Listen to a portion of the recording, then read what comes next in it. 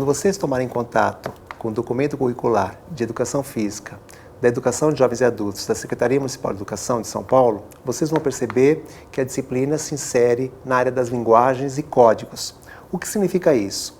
Entender que o papel da Educação Física é ajudar os estudantes que frequentam a EJA, ou seja, os jovens, os adultos, os idosos, a lerem, a interpretarem e a produzirem as práticas corporais. As práticas corporais nada mais são do que brincadeiras, danças, lutas, esportes e ginásticas que são entendidas como textos da cultura. Quando brincamos, quando dançamos, quando lutamos, quando praticamos esportes ou praticamos ginásticas, na verdade nós estamos nos expressando através da gestualidade. Nós estamos comunicando formas de entender o mundo, comunicando as nossas impressões, os nossos sentimentos, as nossas ideias.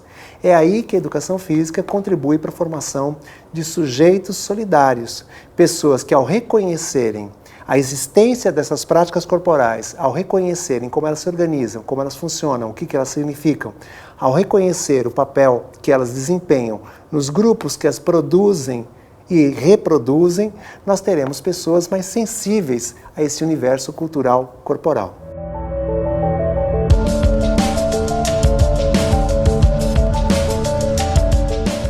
É importante que o professor e a professora de Educação Física que atuam na Educação de Jovens e Adultos da SME compreendam como é que o texto, o documento curricular foi elaborado.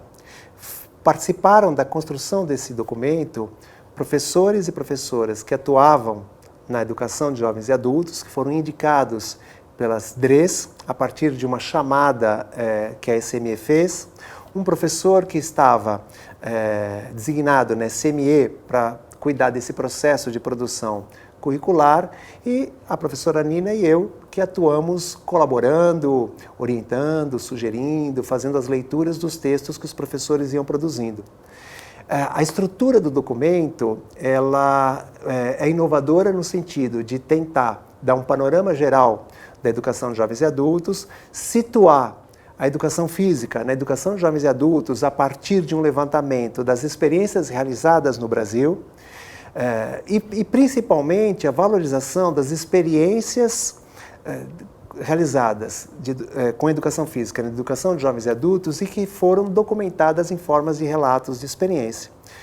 Você vai perceber, ao ler o texto, que o texto se remete o tempo todo às situações da prática pedagógica. Então, os elementos que fundamentam a ideia da educação física na área das linguagens, eles estão amparados em práticas pedagógicas realizadas nas escolas. Então, em síntese, é um documento que situa a importância da educação de jovens e adultos para as pessoas que frequentam essa modalidade da educação. É um texto que situa a educação física na educação de jovens e adultos e depois apresenta a concepção diária, apresenta as orientações metodológicas e apresenta sugestões de encaminhamentos.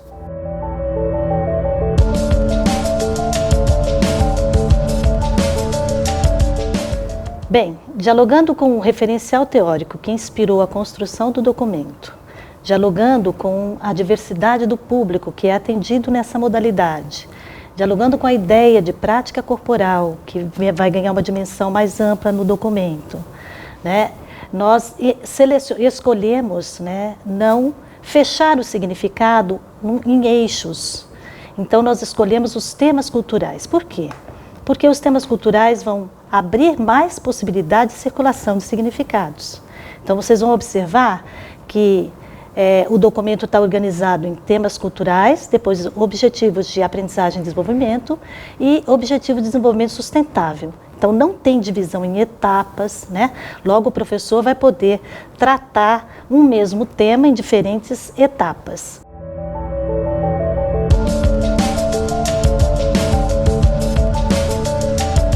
Para selecionar o tema, o professor vai precisar atentar a alguns princípios ético-políticos. Então, essa seleção vai considerar, por exemplo, a articulação com o projeto político-pedagógico da escola. Todos nós sabemos que o PPP é a carta náutica, né? Nele estão expressos os objetivos, os desejos daquela comunidade para aquela escola, para aqueles alunos.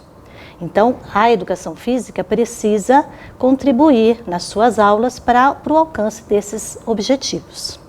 Um segundo princípio seria o reconhecimento do patrimônio cultural corporal da comunidade. Por meio do mapeamento, o professor vai colher informações, vai identificar no contexto, no entorno da escola, as práticas corporais disponíveis aos alunos, os espaços também em que os alunos acessam, né? Por meio do mapeamento, o professor também vai identificar lá dentro da escola os espaços possíveis para o trabalho pedagógico. Ele também vai identificar os recursos materiais que ele tem para desenvolver o seu trabalho. Ou seja, reconhecer o patrimônio cultural corporal é fundamental para que o professor considere essa cultura de chegada dos alunos, para que ele estabeleça um diálogo com a vida, com o que acontece lá fora, né, com o que os alunos acessam. Então, mapear nesse sentido é um procedimento importante, né, que vai possibilitar esse reconhecimento. Quando o professor, por exemplo, observa os alunos na hora do intervalo, ele pode estar ali colhendo informações, identificando as práticas corporais que os alunos, por exemplo, costumam vivenciar ou vivenciam lá, né? Para conhecer o entorno, isso pode ser feito, o mapeamento pode ser feito com uma visita ou um passeio no entorno da escola. O professor também pode mapear aquela comunidade na entrada, na saída dos alunos, nas reuniões de pais, reuniões pedagógicas. Esses são alguns exemplos de mapeamento que o professor pode realizar e registrar de diferentes formas, por fotografias, o registro escrito tradicionalmente, né, filmando, enfim. Mapear nesse sentido para reconhecer o patrimônio cultural, assim como para dar continuidade ao estudo, o professor tem a liberdade de criar diferentes formas de colher informações. Então, atento a esse princípio, o professor vai se utilizar desse procedimento pedagógico para colher essas informações. Vale lembrar que o mapeamento inicia os trabalhos, mas também dá continuidade, porque todos os registros que o professor fizer, ali contém informações que vão se constituindo e vão ampliando esse mapa inicial feito no começo do ano. Um outro princípio importante é o princípio da justiça curricular. O que é a justiça curricular? Bom, justiça curricular tem mais ou menos a mesma lógica da justiça social. Fazer a justiça curricular é trazer para o currículo práticas diferentes, práticas de outros grupos culturais, né? Então, quando o professor, por exemplo, trata, né, de práticas masculinas apenas, ele não está fazendo a justiça curricular. Ou quando ele está tratando, estudando uma prática pedagógica e ele está reforçando ou está analisando apenas a ação dos meninos nesse estudo, ele não está fazendo a justiça curricular, né? Ele está deixando um grupo do lado de fora. Então, fazer a justiça curricular é equilibrar essas práticas. Então, é dar possibilidade dos alunos conhecerem outras formas, outras brincadeiras, outros jogos, outras danças de outros grupos. Mas a justiça curricular também ela também está presente na escolha das situações didáticas que o professor planeja. E aí entra a ideia de prática corporal e ganha essa dimensão mais ampla que eu falei anteriormente, né? Quando eu vou estudar, por exemplo, uma dança, a história dessa dança, os movimentos da dança, os praticantes da dança, o contexto de emergência dessa dança, tudo isso faz parte da prática corporal, da ideia de prática corporal. Então, abordar essa dança de uma única forma, ou utilizar uma situação de ensino, por exemplo, só como tradicionalmente a gente tem visto, só como vivências, eu consigo enxergar um aspecto dessa prática. Então, dessa forma, adotando uma situação didática, sempre a mesma situação didática, eu vou privilegiar apenas um grupo, né, dessa turma, eu vou privilegiar também apenas um aspecto. Então, pensando dessa forma, eu não tematizo, porque tematizar é olhar para a prática em todos os seus aspectos. Então, fazer a justiça curricular é também diversificar as práticas, as situações de ensino que a gente planeja. Então, vivenciar, ler, lembrando que o que o professor Marcos falou há pouco, é papel da educação física, é fazer com que o aluno leia, né, produza, com que ele crie, né, e ele se aproprie da prática, das práticas corporais. Esse é o nosso papel. Então, trazer uma leitura mais ampla da prática é o que o professor precisa buscar no seu fazer pedagógico. Um outro princípio ético-político é a descolonização do currículo. Nós temos vivenciado no currículo da educação física, majoritariamente, práticas euro-estadunidenses, né? Dessa maneira, nós temos contato com apenas alguns grupos culturais. Então, esse princípio da descolonização está dizendo para a gente, olha, está na hora de trazer os grupos minoritários para o currículo. Existem outras formas de explicar o mundo, de viver o mundo, né, de sentir o mundo, né? Então, o referencial teórico, por exemplo, do multiculturalismo crítico está sinalizando isso o tempo todo. Então, trazer outras práticas, mas dos grupos minoritários. E é legal também a gente pensar que a gente não é colonizado, a gente é colonizado todos os dias, em todos os momentos, quando a gente acessa as mídias, acessa a televisão, né? Com a ideia da globalização e as tecnologias de informação e comunicação, nós passamos a ter acesso muito rapidamente de tudo, sobre tudo que acontece no mundo todo, né? Então, as distâncias se encurtaram.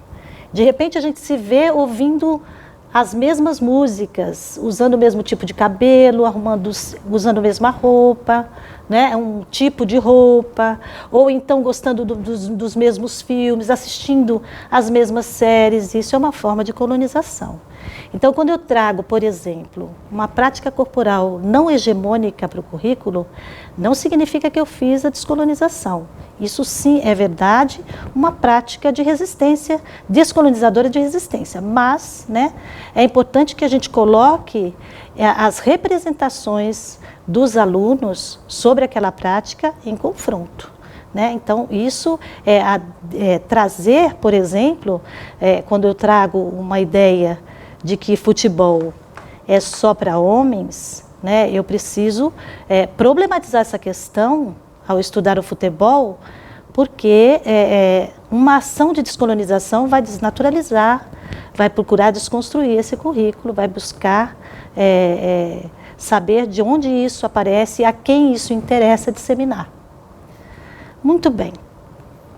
Atentos a esses princípios, o professor pode eleger o seu tema. Então, ele elege o tema e pode eleger os objetivos. É possível que alguns objetivos, ele não consiga ser contemplado com aqueles objetivos que estão lá. Ele pode suprimir, ele pode completar os objetivos. Isso aí é um espectro de objetivos que o professor pode se inspirar e construir os seus. Até porque, nesse currículo, novos objetivos podem emergir durante o estudo, né? E durante a tematização e ao iniciar essa tematização, o professor também precisa ficar atento a um outro princípio que é do evitamento do daltonismo cultural. O que seria uma postura daltônica? É quando o professor não considera a cultura de chegada dos alunos, não considera que cada um vem, tanto os jovens, os adultos e os idosos chegam à escola com um referencial muito variado, né? Então, o professor exige ou espera que eles adotem os mesmos comportamentos, as mesmas condutas, respondam da mesma forma às questões. Isso é uma postura daltônica, né? Então, quando o professor faz isso, ele está tentando fixar significados.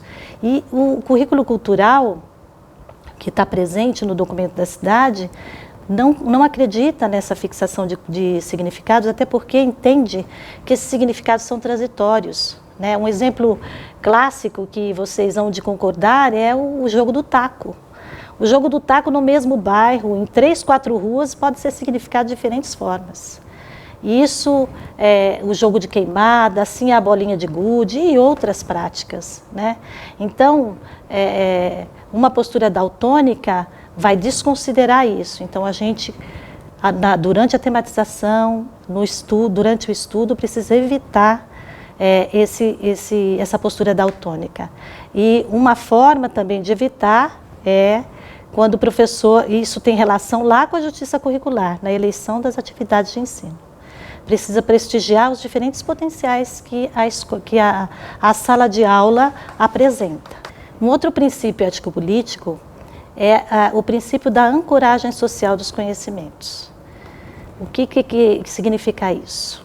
Bom, como é que eu consigo ancorar e saber que eu estou fazendo uma ancoragem social desses conhecimentos? Quando eu trago a prática corporal com todos os seus signos e códigos sociais, que eles estão presentes lá fora. Do jeito que ele é jogado lá fora, eu trago para dentro da escola. É claro que, ao entrar na escola, qualquer prática corporal já vai sendo ressignificada. O espaço é outro, o número de alunos são outros, né? Então, é preciso, quando eu faço a ancoragem social, equivale a dizer que eu faço análise sócio-histórica e política dessa prática. Isso significa que ali, que aquela prática, ela tem uma emergência social, ela tem um contexto, ela tem uma história, né? E que precisa vir com ela. Essa história vem junto, não é descartada. Então, por exemplo, quando eu vou estudar o futebol, novamente o futebol, a gente não vê um jogo de futebol que os jogadores seguram nas mãos, jogam de mãos dadas, ou então num futebol misto. Isso não existe. Quando eu faço isso, eu não estou ancorando socialmente. Então, esses foram os princípios que o professor vai se inspirar ao colocar o currículo em ação. Sobre os procedimentos, além do mapeamento, a gente vai ter a leitura, a ressignificação e a criação. Essa leitura, lembrando que é papel do professor fazer levar o aluno a ler melhor essa atividade, ler melhor no sentido de se apropriar dessa prática, de conseguir apreciá-la, né? De conseguir compreendê-la. E como é que ele vai fazer isso? Planejando atividades de ampliação e de aprofundamento. O que é uma atividade de ampliação? Como é que o professor vai ampliar o olhar dos alunos para essa prática ou sobre essa prática, né? Ele vai buscar, por exemplo, quando o professor trata de uma prática corporal, e ele vai buscar, por exemplo, discursos, formas de olhar para aquela prática não apenas de um único lugar. Então vamos pensar, por exemplo, no caso do parkour. Se o professor vai fazer uma prática, vai fazer um estudo de parkour. Então, o que é ampliar? Como é que ele amplia isso? Trazendo a história do parkour, trazendo, por exemplo, trazendo situações de ensino, atividades de ensino, que façam com que os alunos conheçam o universo dos praticantes do parkour, que eles conheçam os espaços onde esse parkour é praticado, que ele consiga perceber quais discursos que vão colocando esses praticantes numa situação de desvantagem ou não na esfera social. Isso é olhar para aquela prática de uma forma mais ampla. E as situações de aprofundamento é quando o professor vai trazer mais informações, né? Situações de ensino em que os alunos vão aprender mais sobre essa prática. Então, vão conhecer as manobras, vão conhecer os praticantes, os eventos ou festivais ou campeonatos, né, que acontecem, como se realiza, quais são os espaços em que o tracer, no caso, vai precisar se preocupar para poder fazer essa atividade ou praticar esses saltos, essas manobras, quais são esses espaços, quais cuidados eles têm que ter. Então, quando o professor propõe essas atividades, ele faz com que os alunos consigam apreciar essa prática, consigam entender como é que ela se processa, né? Isso é se apropriar, é conhecer mais a fundo. Outro procedimento didático importante é a vivência. E a vivência também, assim como lá a descolonização e a noção de prática corporal, também tem uma dimensão mais ampliada. Porque vivenciar aí não é só o fazer, né? A vivência vem acompanhada da reflexão, a vivência vem acompanhada da criação, vem acompanhada da ressignificação. Então, quando os alunos pensam sobre o fazer, aquele fazer, a realização, quando eles pensam sobre como o outro colega está fazendo, e vão dando sugestões e vão criando outras formas, eles vão se deslocando do lugar de executores para o lugar de leitores e produtores de cultura também, né? Os dois procedimentos que eu estou trazendo juntos é porque um é dependente do outro, que é a avaliação e o registro, né? Nesse documento, nesse currículo, o registro e a avaliação estão colados um ao outro. Eles estão de mãos dadas, caminham durante todo o processo. Então, desde aquele primeiro mapeamento que o professor vai reconhecer o patrimônio cultural corporal dos alunos, até o último instante em que o professor vai realizar com os alunos, por exemplo, um produto final desse projeto ou desse estudo, o registro e a avaliação vão acompanhando. O que eu quero dizer com isso? Para avaliar nesse currículo, é preciso um registro criterioso do mapeamento, da ressignificação, das leituras, das problematizações, das atividades de ampliação, das atividades de aprofundamento. Ou seja, o registro ele vai documentar o estudo, mas não só isso. Ele vai direcionar o professor, vai direcionar o planejamento do professor.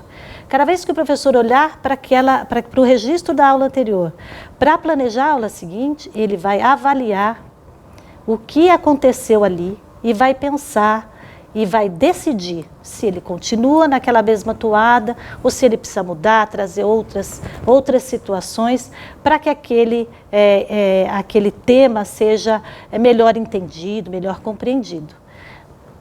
Vale ressaltar aqui que, nesse sentido, o professor vai sempre olhar e avaliar o seu ensino. É o que ele propõe que vai sendo avaliado. Então, o registro criterioso é fundamental. E aí, vamos lembrar que não dá para fixar também o registro na escrita. Existem diferentes formas de fazer a documentação, né?